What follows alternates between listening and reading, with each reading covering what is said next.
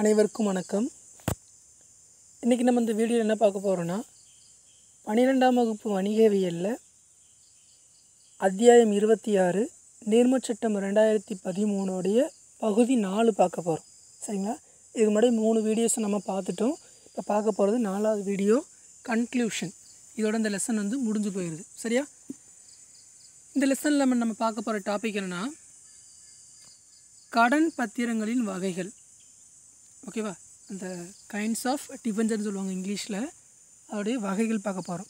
போன வீடியோவில் நம்ம என்ன பண்ணோம் பார்த்தோன்னா கடன் பத்திரம்னா என்ன, அதோடைய இயல்புகள் பார்த்தோம். சரியா? ஒன் கிளான்ஸ் நான் மறுபடியும் சொல்கிறேன். கடன் பத்திரம் அப்படின்னா என்ன அர்த்தம்னா வெளிநபர்கிட்டருந்து வாங்கக்கூடிய கடன்களுக்காக ஈடாக கொடுக்கக்கூடிய பத்திரம். அதாவது நீ வாங்குகிற கடனுக்கு ஒரு அத்தாட்சி, அந்த கடன் கொடுக்குறாங்க பார்த்தீங்களா, அவங்களுக்கு எழுத்துப்பூர்வமாக எழுதப்பட்ட ஒரு ஆவணமே என்ன சொல்கிறது, கடன் பத்திரம். சரியா?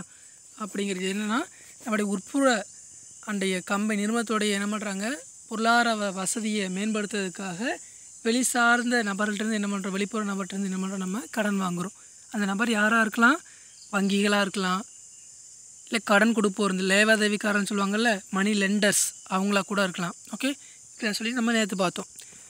அப்புறம் கடன் பத்திரோடைய இயல்புகள் பார்த்தோம். கடன் பத்திரம்னா என்னென்ன மாதிரியான தன்மைகள்லாம் இருக்கணும், எழுத்துப்பூர்வமாக இருக்கணும், அதில் கடன் தரது கையெழுத்து போட்டிருக்கணும், கடன் தரது பற்றிய விவரங்கள் இருக்கணும், என்ன பிணையம் கொடுத்துருக்கியா இல்லையா, சரி மாட்டி சொல்லுவாங்க அது அப்படிங்க அந்த இது குறிப்பிட்டிருக்கணும். இப்படியெல்லாம் என்ன பண்ண பார்த்தோம், நேற்று பார்த்தோம். சரிங்களா? இன்றைக்கி நம்ம பார்க்க போது அதோடைய தொடர்ச்சி பார்க்க போகிறோம். கடன் பத்திரங்களின் வகைகள். சரியா? இது ஒரு இம்பார்ட்டண்டான கொஸ்டின். புக் பேக்லேயும் கவர் ஆகிருக்கும் இந்த கொஸ்டின். சரியா? ஓகே, வாங்க லெசன்ஸ்குள்ளே போகலாம். கடன் பத்திரங்களின் வகைகள். கடன் பத்திரங்கள் வெளியிடும் முறை, அவற்றின் வெளியீட்டு நிபந்தனைகள் ஆகியவற்றின் அடிப்படையில் பல விதங்களாக பிரிக்கலாம். என்ன பண்ணுறாங்க, கடன் பத்திரத்தை வெளியிடுறாங்கள்ல, வெளியீட்டோட அடிப்படையில் நிபந்தனை அடிப்படையில் என்ன பண்ணுறாங்கன்னா பல வகையாக பிரிக்கிறாங்க. அது என்ன சொல்லி பாருங்கள். ஃபஸ்ட்டு மாற்றுதல் அடிப்படையில், ரெண்டாவது பிணையங்கள் அல்லது ஈட்டின் அடிப்படையில். பிணையங்கள் என்ன சொன்னேன், அடமானம் அடகு சொல்லணும் பார்த்தீங்களா, அந்த மாதிரி. ஓகேவா?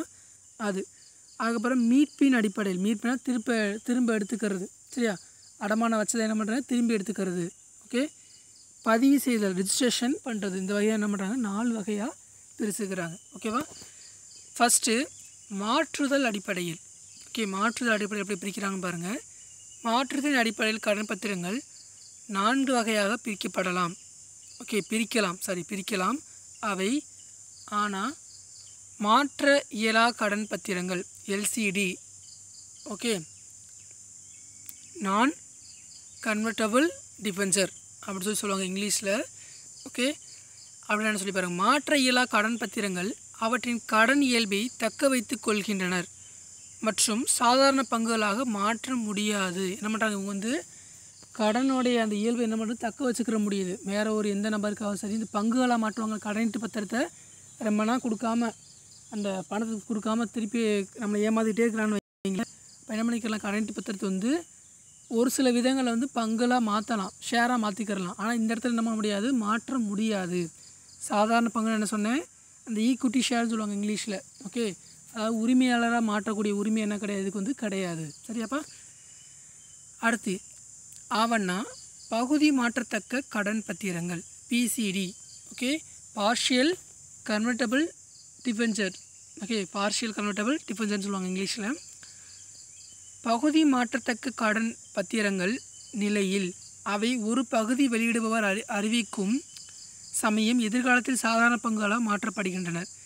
வெளியீட்டாளர் மாற்ற விகிதத்தை முடிவு செய்கிறார். இது இயல்பாகவே பங்கெடுப்பின் சமயம் முடிவு செய்யப்படுகிறது. இது எப்படின்னா, உதாரணத்துக்கு 1 லட்ச ரூபா. சரியா? 1 லட்ச ரூபாய்க்கு என்ன பண்ணுறேன்னா டிபெஞ்சர், அந்த கடனீட்டு பத்திரம் வெளியிட்டிருக்கிற ஒரு நபருக்கு. சரிங்களா? அதில் என்ன பண்ணிக்கிறேன்னா 50,000 நீ என்ன பண்ணுற, எதிர்காலத்தில் நீ என்ன பண்ணுற, சாதாரண பங்காக மாற்றிக்கிற. சாதாரண பங்கு கடனீட்டு பத்திரங்கிறது வேறு. கடனீட்டு பத்திரம் வச்சுருந்தாலும் என்ன பண்ணுறாங்க, கடன்தாரர். ஆனால் பங்கு வச்சுருந்தா நம்ம என்ன சொன்னோம், அவங்க நிறுவனத்துடைய பங்குதாரர். சாதாரண பங்கு வச்சுருந்தா அவங்க என்ன பண்ணுறாங்க, உரிமையாளர் ஆகுறாங்க. ஓகேவா? இல்லை முன்னுரிமை பங்குதாரர் வச்சுருந்தாங்கன்னா அது லாபத்தில் முன்னுரிமைப்படுறாங்கன்னு சொல்லி நம்ம என்ன பண்ணோம், போன வீடியோவில் பார்த்தோம். இங்கே அதே மாதிரி என்ன பண்ணுறாங்கன்னா ரூ. 1,00,000 நீ என்ன பண்ணுற கடன் பத்திரம் வந்து வெளியிட்டிருக்கேன்னு சொன்னால் அது எதிர்காலத்தில் என்ன மாற்றிக்கலாம், நீ வந்துட்டு பங்காக வந்து மாற்றிக்கலாம், சாதாரண பங்காக மாற்றிக்கிறலாம். சாதாரண பங்குன்னு சொன்னால் உரிமையாளராக மாற்றிக்கிறலாம். ஓகே, பகுதியாக, சரியா, பகுதினா பாதியாக அப்படின்னு அர்த்தம், புரியுதா? அடுத்து ஈனா முற்றிலும் மாற்றத்தக்க கடன் பத்திரம், எஃப்சிடி அப்படின்னா ஃபுல்லி கன்வெர்ட்டபிள் டிஃபெஞ்சர் இங்கிலீஷில் சொல்லுவாங்க. அப்படின்னு என்ன அர்த்தம்னா முழுக்கவே இப்போ ரூ. 1,00,000 இருக்குன்னு வைங்களேன், ரூ. 1,00,000 கடன் பத்திரம் வெளியிடுறீங்கன்னா அந்த ரூ. 1,00,000 நீ என்ன பண்ணிக்கிறலாம், மொத்தமாகவே பங்காக மாற்றிக்கிறலாம். சரியா, அதான் ஃபுல்லி கன்வெர்ட்டபிள் டிஃபெஞ்சர். ஓகே, இவை வெளியீட்டாளர் அறிவிக்கும் சமயம் முற்றிலுமாக சாதாரண பங்குகளாக மாற்றப்படுகின்றனர். மாற்ற வீதமானது வெற்றியாளரால் முடிவு செய்யப்படுகிறது. மாற்றப்பட்ட பிறகு முதலீட்டாளர்கள் நிறுவனத்தின் சாதாரண பங்குதாரர் போலவே அதே அந்தஸ்தை அனுபவிப்பார். என்ன பண்ணுறாங்க, கடன் வாங்கியிருக்கிறோம், குறிப்பிட்ட கால இடைவெளி முடிஞ்சோடனே என்ன பண்ணுறோம், நம்ம மாற்றிடுறோம், சாதாரண பங்குகளாக மாற்றிடுறோம். சரிங்களா? அடுத்து ஏன்னா தேர்வின் படி மாற்றத்தக்க கடன் பத்திரம் ஓசிடின்னு சொல்லுவாங்க. Okay, optional. ஓகே, அதாவது நீ உனக்கு கிடைக்கக்கூடிய ஆப்ஷனல் கிடைக்கும், அங்கே வச்சு நீ தேர்வு பண்ணிக்கலாம். ஓகே, தேர்வின்படி மாற்றத்தக்க கடன் பத்திரங்கள் நிலையில் இப்பங்குகளை வெளியீட்டாளர் முடிவு செய்யும் விலையிலோ அல்லது வெளியீட்டின் சமயம் உட்பட்ட விலையிலோ மாற்றப்பெறும் தேர்வானுள்ளது. என்ன பண்ணுறாங்கன்னா, இந்த டிஃபென்சர் வெளியிடுறாங்கள, கடன் பத்திரம் வெளியிடுறாங்க பார்த்தீங்களா, அவங்க சொல்லக்கூடிய விலைக்கும் வாங்கக்கூடிய நபருடைய விலைக்கு என்ன பண்ணுறாங்க, ரெண்டையும் கம்பேர் பண்ணி எதுவும் உனக்கு சூட்டபுளாக இருக்கோ அதுக்கேற்ற மாதிரி என்ன பண்ணிக்கலாம், நீ கடன் பத்திரத்தை மாற்றிக்கலாம். இதுதான். ஓகேவா? அடுத்து பார்க்க போகிறது இரண்டாவது, பிணையங்கள் அல்லது ஈட்டின் அடிப்படையில் மார்டேஜ்னு சொல்லுவாங்க, அடமானம் வைக்கிறது. சரியா? அப்புறம் என்ன சொல்லி பாருங்கள், பிணையங்கள் அடிப்படையில் கடன் பத்திரங்கள் 2 வகையாக பிரிக்கலாம். அவை ஆனால் பிணையம் தரப்பட்ட கடன் பத்திரம். ஓகே, பிணையம் தரப்பட்ட கடன் பத்திரம் என்ன சொல்லி பாருங்கள், நிறுவனத்தின் சொத்துக்கள் மீது பற்று பொறுப்பு ஏற்படுத்தி வெளியிடப்படும் பத்திரங்கள் பிணைய கடன் பத்திரங்கள் எனப்படும். நிறுவனச் சட்டம் பிரிவு 2013 பிரிவு 71 உட்பிரிவு 3 படி மத்திய அரசின் சட்டத்திட்டங்களுக்கு உட்பட்டு நடக்க வேண்டும். அண்டர்லைன் பண்ணிக்கோங்க. என்ன பண்ணுறாங்கன்னா, ஒரு கடன் பத்திரம் வந்து வெளியிடணும்னு வச்சுக்கோங்களேன், நாளை பின்னே என்ன பண்ணுறாங்க, அந்த அவங்க கடன்தாரருக்கு வந்து என்ன பண்ணுறாங்க, பாதுகாப்பு கருதி என்ன பண்ணுறாங்கன்னா, நம்மளுடைய நிறுவனத்துடைய சொத்துக்கள் மீது என்ன பண்ணுறாங்கன்னா அடமானம் வைக்கிற மாதிரி. சரியா? இந்த கடனுக்கு என்ன பண்ணுறேன், நீ கொடுக்கக்கூடிய பணத்துக்கு ஒரு குறிப்பிட்ட சொத்தை நான் என்ன பண்ணுறேன், உனக்கு வந்து அடமானமாக வைக்கிறேன் அப்படி சொல்லி என்ன பண்ணுறோம், எழுதி வெளியிடுறோம். சரியா?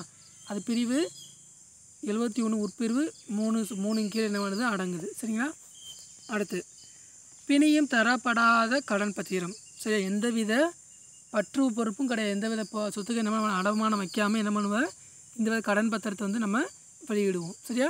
அதை ஏற்றுக்கிட்டு தான் என்ன பண்ணுவார், கடன் வந்து இந்த கடன் வந்து கொடுப்பாங்க. ஓகேவா? அடுத்து 3, மீட்பின் அடிப்படையில். ஓகே, மீட்பின் என்னது, திரும்ப எடுத்துக்கிறது. ஓகே, கடன் பத்திரங்களை மீட்பின் அடிப்படையில் 2 வகைகளாக பிரிக்கலாம். அவை ஆனால் மீட்கக்கூடிய கடன் பத்திரம். ஓகே, திரும்ப எடுத்துக்கிடக்கூடியது. சரியா?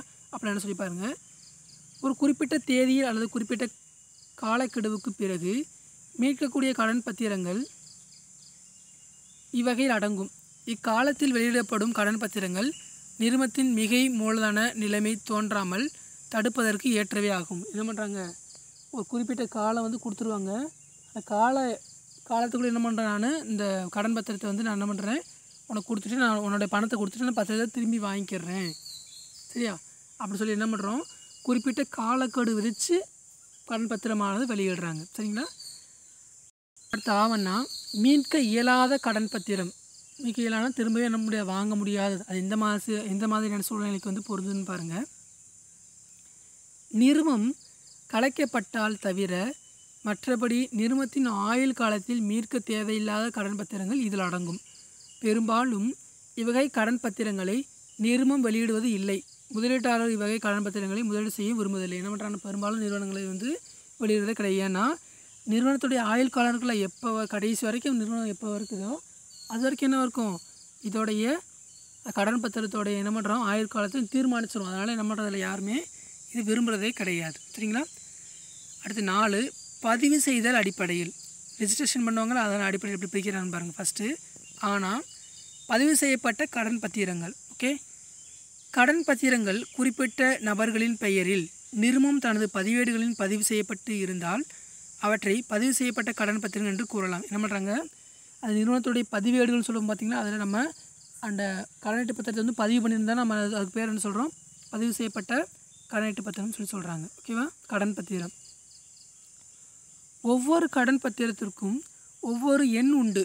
சரி, என்ன பண்ணுறோம், ஒவ்வொரு நம்பர் வந்து கொடுத்துட்றாங்க. ஓகே, மேலும் பங்கு சான்றிதழ் போன்று கடன் பத்திரங்களும் உரிமைக்கு சாட்சியமாக ஆவணங்களே ஆகும். என்ன பண்ணுறாங்க, கடன் வாங்க பங்கு சான்றிதழ் சொன்னோம்ல, அதே மாதிரி ஒரு கடன் வாங்கினதுக்கு உண்டான ஆவணம் என்னது, இந்த கடனீட்டு பத்திரம். ஓகேவா, கடன் சான்றிதழ், கடன் பத்திரம்.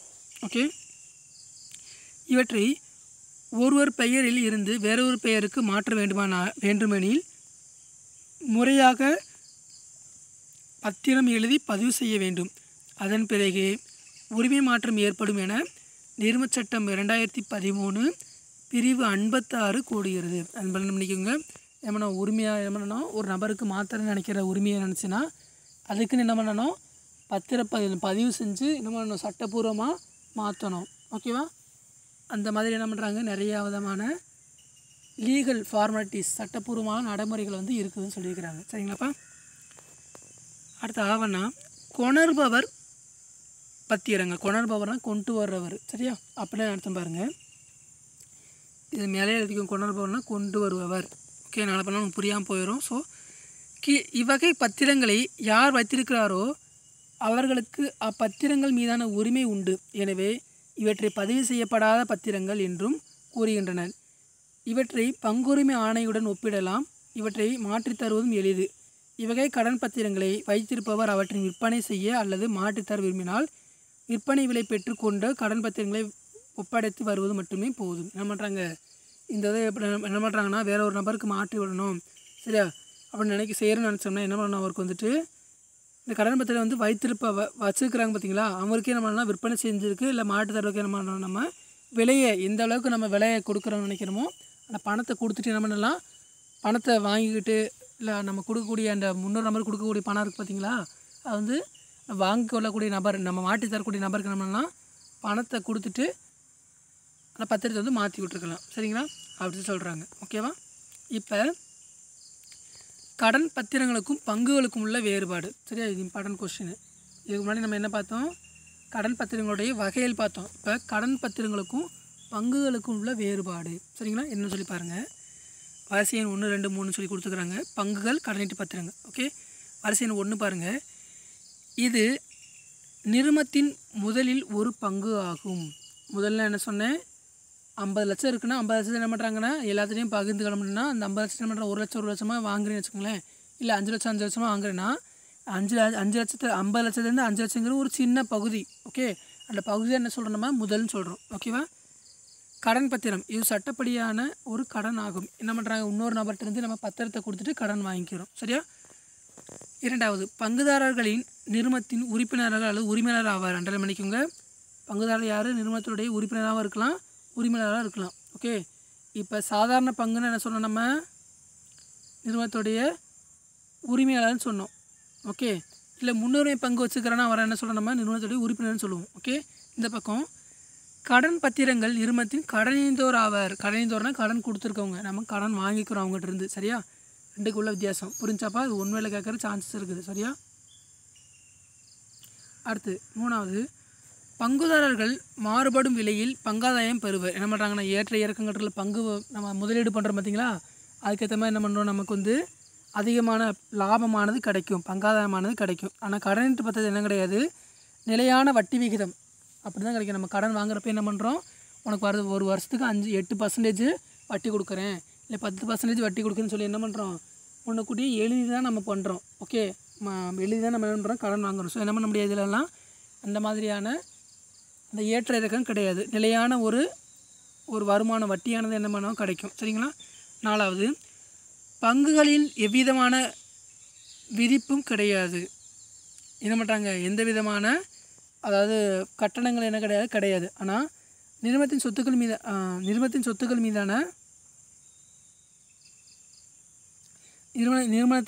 மீதான கடன் பத்திரங்கள் விதிக்கப்படும். என்ன பண்ணுறாங்கன்னா, நிறுவனத்துடைய ஒரு சொத்துக்கள் மீது என்ன பண்ணுற அடமானம் பிணையம் வைக்கிற மாதிரி என்ன பண்ணுறோம், நம்ம கடன் பத்திரங்களாக என்ன பண்ணுறோம் வெளியிடுறோம். ஓகேவா? அடுத்து 5வது, பங்குகளை தள்ளுபடியில் ஒரு குறிப்பிட்ட நிபந்தனைக்கு உட்பட்டு மட்டுமே வெளியிட முடியும். பங்குகளை என்ன பண்ணோம், யாருக்கு மட்டும்தான் வெளியிட முடியும்னு சொல்லி பார்த்தோம். நிறுவனத்தில் இருக்கக்கூடிய பணியாளருக்கு மட்டும் வெளியிட முடியும்னு பார்த்தோம், நிபந்தனைக்கு உட்பட்டு. சரிங்களா? ஆனால் கடன் பத்திரங்கள் என்ன பண்ண முடியாது, தள்ளுபடியில் வெளியிடுறதுக்கு எந்தவித தடைகளும் கிடையாது. சரி, என்ன பண்ணலாம், வெளியிடலாம். ஓகே.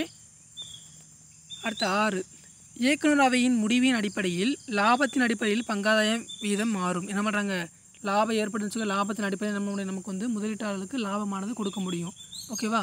அந்த அந்த நிறுவனத்தினுடைய அந்த முதலீடு பண்ணிக்கிறாங்களோ அதுக்கு வந்து பங்காதாயமானது நம்ம கொடுக்க முடியும். ஓகே. இயக்குனர் இருக்கிறாங்களோ அவங்களுடைய அவையினுடைய கட்டுப்பாட்டுக்கு முடிவுக்கு ஏற்ற மாதிரி நம்ம வெளியிட முடியும். ஆனால் கடன் பத்திரங்கள் வட்டி வீதம் நிலையானது. என்ன பண்ணுறாங்க, நம்ம வாங்கும் பொழுதே நிர்ணயம் பண்ணுறோம், எழுத்துப்பூர்வமாக ஆவணமாக நிர்ணயம் பண்ணிவிட்டு அதுக்கேற்ற மாதிரி என்ன பண்ணுறோம், நம்ம கடைசி வரைக்கும் நம்ம அந்த பங்காதாயமானது கொடுக்குறோம். சரிங்களா? அடுத்து 7, பங்குதாரர்களுக்கு வாக்களிக்கும் உரிமை உண்டு. அன்றைய மணிக்கு என்ன பண்ணலாம், அந்த ஆண்டு ஜெனரல் மீட்டிங் சொல்லுவாங்கள்ல, ஆண்டு பொதுக்கூட்டம், அதில் என்ன பண்ணலாம், பங்குதாரனானது வாக்களிக்கும் உரிமை, ஓட் போடக்கூடிய உரிமையானது இருக்குது. ஆனால் கடன் பத்திரங்களுக்கு வாக்களிக்கும் உரிமை வந்து கிடையாது. சரிங்களா? அன்றைய மணிக்குங்க. 8, பங்குதாரர்களின் பங்காதாயம் என்பது நிறுவனத்தின் லாபத்தை கருத்தில் கொண்டுள்ளது. நம்ம நிறுவனத்தில் லாபம் வந்தால் தான் என்ன பண்ணுவாங்க, அந்த பங்குக்கு வந்து ஆதாயம் கொடுப்பாங்கட்ட கிடையாது. சரியா? ஆனால் கடன் பத்திரத்துக்கு வட்டி என்பது லாபத்தில் கருத்தில் கொள்ளாமல் முதலில் கருத்தில் கொண்டது. உனக்கு லாபம் வந்தாலும் சரி நஷ்டம் வந்தாலும் சரி, நீ என்ன பண்ணணும், அந்த கடனுக்கு உண்டான வட்டியை நீ கொடுத்து தான் ஆகணும். சரியா? அப்படி சொல்லி சொல்கிறாங்க. புரியுதாப்பா? அடுத்து 9, ஆனால் பங்காதாயம் என்பது வியாபார செலவுகள் கிடையாது. எனவே வியாபாரத்தில் கழிக்க முடியாது. என்ன பண்ணுற, லாபத்தில் வந்து கழிக்க முடியாது. பங்காதாயம் என்ன பண்ணலாம், அது வந்து ஒரு செலவாக இருக்க முடியாது. நீ என்ன பண்ணலாம், வரக்கூடிய லாபத்தை வந்து கண்டிப்பாக கொடுத்து ஆகணும். சரியா? ஆனால் கடனீட்டு பத்திரம் அப்படிங்கிறது என்னென்னா, கடன் பத்திரம் மீதான வட்டி என்பது வியாபார செலவாக கருதப்பட்டு லாபத்தில் கருத்தில் கொள்ளப்படும். சரியா? என்ன பண்ணுறாங்க, இந்த லாப நட்ட கணக்கு நம்ம மெயின்டைன் பண்ணுவோம் பார்த்தீங்களா, ஒரு போடுவோம்ல, அதிலே நம்ம பண்ணுவோம் செலவாக கருத்தில் கொண்டு என்ன பண்ணுவோம், நம்ம கழிச்சிட்டு காட்டிடுவாங்க. சரிங்களா? 10, பங்குகளின் ஒதுக்கீடு தொடர்பாக விவரங்கள் ஃபார்ம் நம்பர் 2 பதிவு செய்யப்பட வேண்டும். அதை பண்ணிக்கோங்க. நம்ம பங்கு ஒதுக்கீடு செய்வாங்கள்ல, அந்த அலாட்மெண்ட், ஷேர் அலாட்மெண்ட், அதை என்ன பண்ணுறாங்கன்னா ஃபார்ம் நம்பர் 2 என்ன பண்ணுறாங்கன்னா பதிவு செஞ்சிடணும். ஆனால் கடன் பத்திரத்தை வந்து நீ என்ன பண்ணுற, ஒதுக்கீடு செய்கிறதுக்கு என்ன பண்ணுற, எந்த வித ஆவணமே பின்பற்றணும் அப்படிங்கிற அவசியம் கிடையாது. சரிங்களா? ஓகேவா? இதோடைய இந்த லெசன்ஸ் வந்து முடிஞ்சது. ஓகேவா? நம்ம இதில் இருக்கக்கூடிய 1 வேர்ட்ஸ்லாம் நான் தனி ஒரு வீடியோவாக நான் அப்லோட் பண்ணுறேன். சரிங்களா? லெசன் வைஸாக நான் அப்லோட் பண்ணுறேன், உங்களுக்கு அப்போ புரியும். ஓகேவா? ஓகே. இதில் உங்களுக்கு இந்த வீடியோ பிடிச்சிருந்ததுன்னா ஷேர் பண்ணுங்கள், சப்ஸ்கிரைப் பண்ணுங்கள். ஓகே. இது வரைக்கும் பார்த்த எல்லாருக்கும் தேங்க்யூ. மற்றொரு வீடியோவில் உங்களெல்லாம் சந்திக்கும் வரை அதுவரை உங்களிடம் விடைபெறுவது கார்த்திக். நன்றி, வணக்கம்.